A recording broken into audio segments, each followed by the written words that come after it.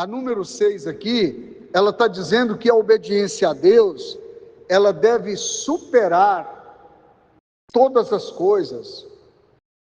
Não importa o que está acontecendo, mas o que importa é a presença de Deus. E a presença de Deus, ela é para ser sentida, percebida e vivida. Você precisa vivenciá-la, viver a presença.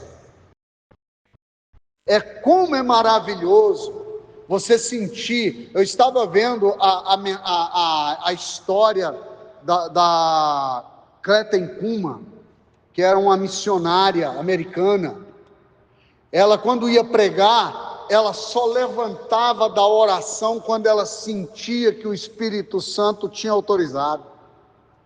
Como é maravilhoso saber o quanto Deus cuida, né? Então, a lição aqui: a obediência a Deus, ela deve estar acima das pressões do mundo.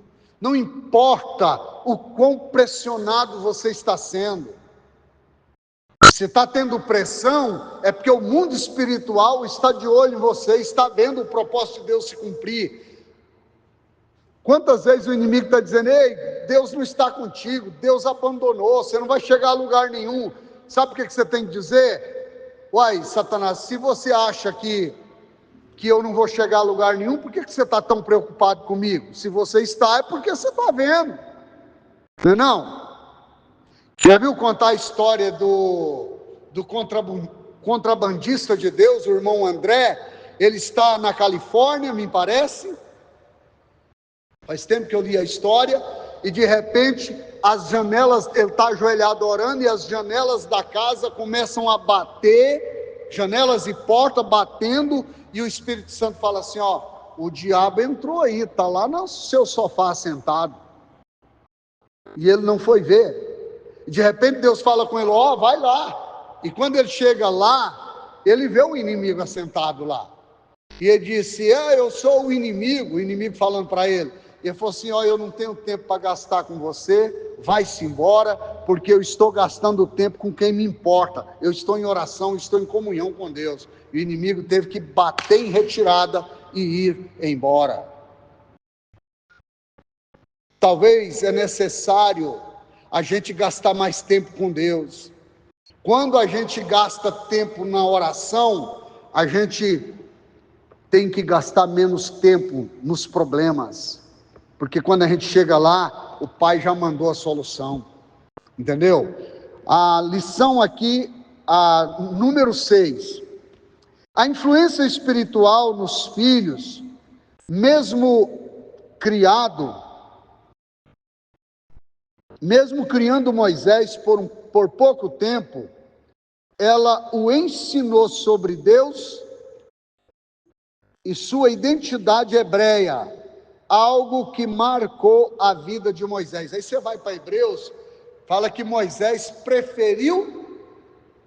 ele deixou de ser chamado filho da filha de Faraó, preferiu sofrer com o povo de Deus do que ter o gozo do pecado. Está na Bíblia. Pela fé, Moisés deixou de ser chamado filho da filha de Faraó, preferiu sofrer com o povo de Deus do que ter o gozo do pecado. Aleluia! Como isso é maravilhoso! Isso é fruto de alguém que aprendeu a lição, de alguém que foi ensinado de forma correta, de alguém que não abriu mão de ser quem Deus quer, de ser quem queria ser, para ser quem Deus quer que ele seja. Às vezes nós vamos ter que abrir mão da nossa própria vontade, dos nossos quereres, para que o querer de Deus prevaleça. Lembra de Jesus? Jesus disse: seja feita a tua vontade, assim na terra como no céu.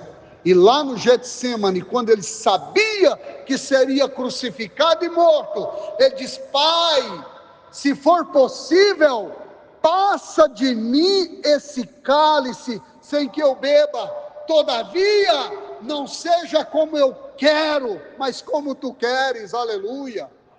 Ele não abriu mão, ele não estava dando uma ordem só para a gente seguir, mas ele estava seguindo, aleluia. Essa lição 6 aqui, a influência de uma mãe piedosa pode moldar o destino espiritual de um filho. Por quem estamos sendo influenciados? Quem é a mente influenciadora de você? Quem está exercendo influência em sua vida? Cuida. É necessário que você seja cauteloso, seja prudente, seja sábio para viver o propósito de Deus. Então aqui nós temos a lição 7 aqui, já é a próxima lição, mas eu quero voltar aqui sobre a influência de uma mãe que, de fato, exerceu na vida de um filho. A Bíblia diz: ensina o menino o caminho que deve andar, e até quando envelhecer, não desviará dele. Ensina, não tenha medo. A Bíblia diz também que é para falar com ele, levantando-te, assentando à roda da mesa, deitando-te, levantando, andando pelo caminho. Fale, ensine. É da responsabilidade dos pais ensinar os filhos, não são as escolas. As escolas querem catequizar os filhos de forma até não responsável. Número 7, instrumento no plano de Deus. Joquebede criou o libertador de Israel. Seu papel, mesmo nos bastidores, foi essencial no cumprimento da vontade de Deus. Já viu que tem muitas pessoas que fizeram grandes coisas, grandes façanhas, mas ficaram no anonimato pela Bíblia fora? Quem já viu isso? Vocês já viram falar na Bíblia o nome da mulher de Noé? Sabe qual era o nome dela? A Bíblia não fala.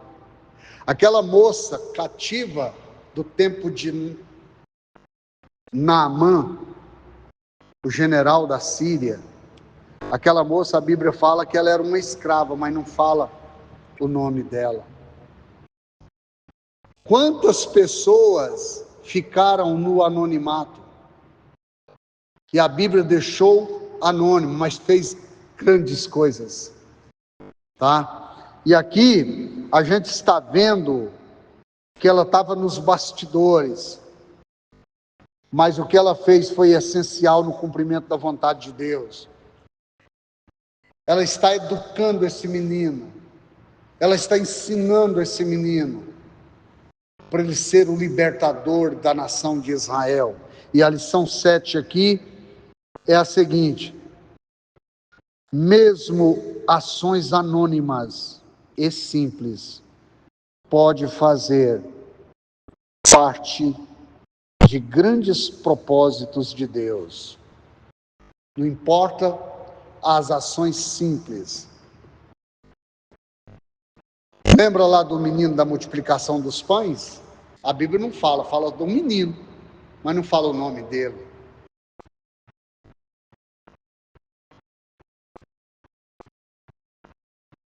Há pessoas que os nomes não vão ser citados, mas vão receber galardões. Me lembro de uma história que um pastor de uma certa igreja, ele recebe a oportunidade de ser arrebatado e ir ao céu. E quando ele chega lá no céu, ele vê cantores, pessoas conhecidas, vê gente da igreja.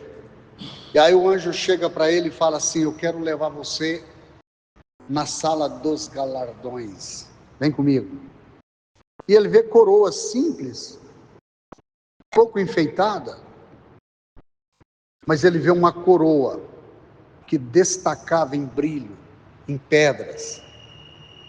Então ele sussurra: essa deve ser a minha coroa. E o anjo mostra a coroa de um, de outro, e ele querendo chegar lá naquela coroa bonita. Certamente aquela será a minha. E de repente o anjo mostra uma coroa simples para ele: essa é a sua coroa. Falou: mas essa brilhosa aí, de quem que é? Essa é daquela irmãzinha fulana de tal que congrega lá na sua igreja. Você tem um ministério triunfante, brilhante, porque todos os dias ela intercede por você. Ela não cessa de orar por você. Ela não cessa de dizer: Pai, segura a mão do meu pastor, dá direção, dá proteção, dá provisão, dá livramento, cura ele, sustenta ele, fortalece-o. E nas contas desse líder, ele imaginara que aquela mulher, aquela coroa, não era da irmã da igreja, era dele. Tem um hino da harpa que diz que levarei também minha cruz, até por uma coroa trocar. A gente vai ter que carregar a cruz. Às vezes, algum momento ela fica pesada, densa, muito grande, mas a cruz é para nos crucificar de verdade. É para a gente estar pregado nela. Não aceita se cortar um pedaço da cruz. Temos que levá-la até por uma coroa trocar. É necessário a gente carregar esta cruz. O hino diz: eu aqui com Jesus, a vergonha da cruz, quero sempre levar e sofrer. Cristo vem me buscar e com ele no lar uma parte da glória hei de ter. Então, um dia vai acontecer isso. Um dia vamos estar na presença de Deus. Essa mulher, Joquebede, ela jogou duro. Enquanto aqui não se ouve falar o nome de Arão, nessa etapa se ouve falar o nome de Joquebede. No caso Abraão, não se ouve falar o nome Sara, se ouve falar o nome Abraão, quando ele vai dar o Isaque. No caso Ana, não se vê falar o nome de Eucana, se vê falar o nome Ana. São as 3 entregas. O que Deus está pedindo de você? Talvez é mínimo. A gente quer servir a Deus no preço mais em conta. Talvez é congregar quando a gente quer, comparecer no culto que a gente quer. Talvez a gente só quer comparecer na congregação, a gente não quer comparecer. Inclusive eu vou enviar para você, são 2 áudios porque cortou aqui, para você botar no grupo da congregação. Eu quero que você compartilhe no grupo da congregação. Eu preciso que a igreja entenda o propósito de Deus e o que a igreja está passando nesse tempo. Nós precisamos entender. Eu poderia estar frustrado com muitas coisas, mas Deus tem me sustentado numa medida que eu não tenho como explicar. Até o hino diz, né? O hino 169. Oh, porque Jesus me ama, Eu não posso te explicar, mas a ti também te chama, pois deseja te salvar. Não tem explicação. Os cuidados que Deus tem tido comigo nesse tempo. Eu sou alvo da proteção dele, do amor dele, da graça dele. E eu sou grato, todos os dias eu agradeço. Estou vivendo um dia de cada vez, mas estou vivendo na plenitude da presença de Deus. Estou buscando estar no centro e muitas vezes surgem motivos para comentar algo que talvez seria justificáveis eu comentar. E Deus fala assim: paga essa conta sozinho, não fala. Guarde seus lábios, vigie, se cuida. No inglês seria take care, se cuide. Que Deus nos ajude a que a nossa vida seja mais que palavras. Porque o que nós somos e fazemos fala muito mais do que o que falamos. Que Deus nos ajude nesse tempo, que esse ano de 2026 seja um divisor de água para esse campo. E eu quero convidar vocês que estão aqui para nós entrar em concordância, dizer: eu concordo que Deus mude a história desse campo de trabalho. Nós tomamos posse, começar a confessar todas as rebeliões que esse campo tem vivido, os momentos difíceis, falhas e pecado. Se alguém falar que eu sou falho, irmão, não é novidade, eu sou falho. Mas eu reconheço e peço perdão todos os dias. Uma coisa que é verídico, quem não falhou foi Jesus. Eu sou falho. Aí se uma pessoa chegar falando de mim para você, pode mandar ele vir conversar comigo e falar assim: eu vou conversar com ele, vou dizer: quem sabe mais do quanto sou falho sou eu. Eu tenho muito para te contar.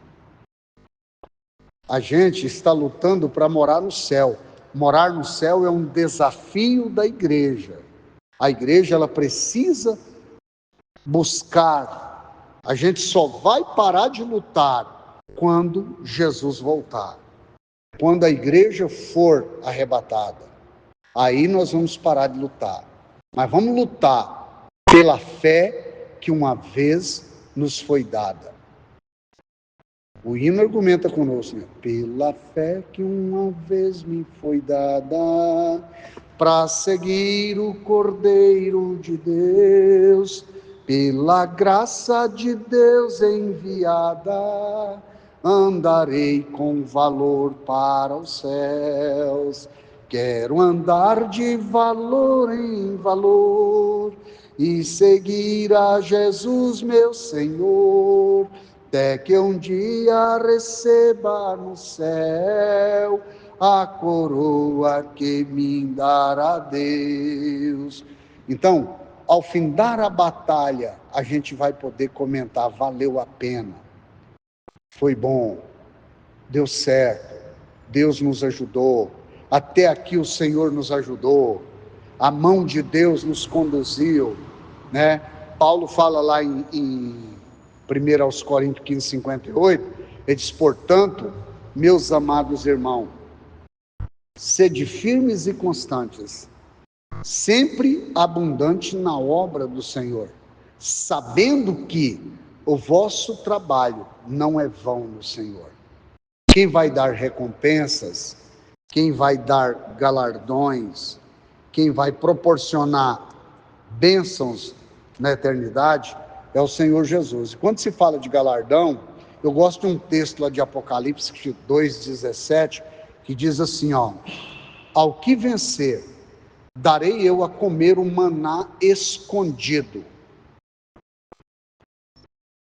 E numa pedra branca, um novo nome escrito, o qual ninguém sabe senão aquele que o recebe. A palavra maná, no hebraico, é manhu, que traduzido para português quer dizer: o que é isso?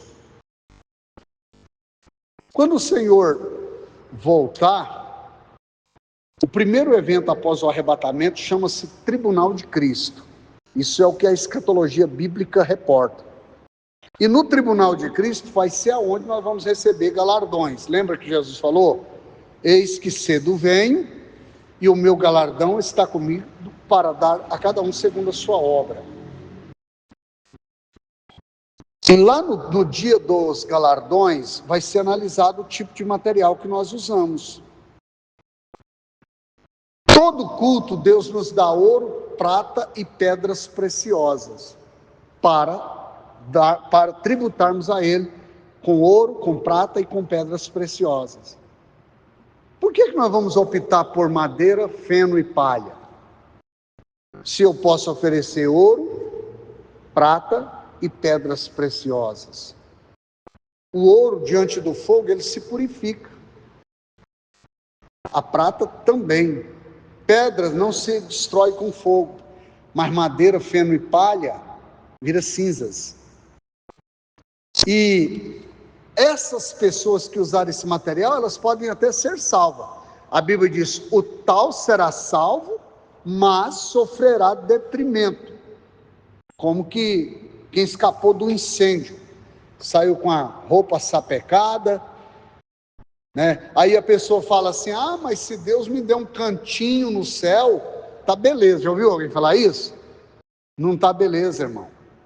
Você faz uma reunião na igreja e faz uma doação de presente para cada irmão da igreja. Aí você pega uma caneta Montblanc, que é a mais cara que existe, a caneta mais cara do mundo, pode custar quase R$1 milhão, dependendo da caneta, e dá para uma pessoa da igreja. E aí, para o resto, você compra a caneta Bic e dá. Você acha que quem recebeu a Bic não vai reclamar do que recebeu a Montblanc? Claro que vai, irmão. Você pega um reloginho Tabajara e doa para alguém, aí dá um Rolex para outro, relógio de R$500 mil. O que você acha? Ele vai reclamar ou não vai? Claro que vai. Então não é verdade, é hipocrisia, e nós temos que combater a hipocrisia. Às vezes nós somos hipócritas conosco, e está na hora da gente mudar esse conceito, tomar uma atitude diferente. Essa aula vai chegar para alguém e é necessário que a hipocrisia seja eliminada da vida da igreja. Jesus vai voltar e vai dar galardão. Então, quando ele disse que ao que venceu darei comer o maná, imagina alguém, Jesus chegar, chamar você, presbítero Vanderlei, vem aqui na sala dos galardões. Aí te mostra uma coroa bonita e você fala assim: meu Deus, o que é isso? Eu não mereço isso. O que é isso que o Senhor fez comigo? Eu não mereço. Isso é o maná. Mas não é só isso. Uma pedra branca, na pedra preta, isso definia condenação. Pedra branca define absorvição. Quando Deus der uma pedra branca, Ele está dizendo: ei, você foi absorvido para sempre, salvo para sempre, acabou, o mundo espiritual jamais poderá tomar de você essa glória, nunca vai murchar, jamais. Que Deus abençoe, que Deus conceda a todos nós a vitória nessa oportunidade, que sejamos havidos por dignos de ser contemplado. Vinde, benditos do meu Pai, possuí por herança o reino que vos está destinado desde a fundação do mundo. Que Deus nos ajude, que Deus nos ensine, e que nós possamos fazer isso, e que cada pessoa ao ouvir esse áudio possa glorificar a Jesus e viver uma vida que o agrade para a glória de Deus Pai, em nome do Senhor Jesus. Deus te abençoe.